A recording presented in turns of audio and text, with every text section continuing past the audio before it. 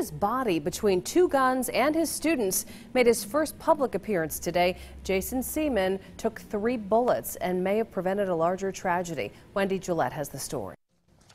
Jason Seaman walked into a news conference in Noblesville, Indiana Monday morning, not looking like a man who was shot in his stomach, hip, and arm just 3 days ago. My actions on that day, in my mind, were the only acceptable actions I could have done given the circumstances. I deeply care for my students and their well-being, so that is why I did what I did that day. Officials say one of Seaman's 7th grade students had asked to leave his science classroom. He returned with 2 handguns and started shooting. Students say that's when Seaman tackled the armed 13-year-old. He put his own life in danger for his students.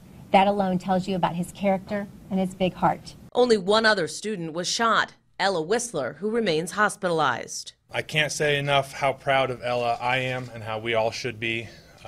Her courage and strength at such a young age is nothing short of remarkable. Seaman also had praise for his students, who in the aftermath went into lockdown, then ran to buses to evacuate.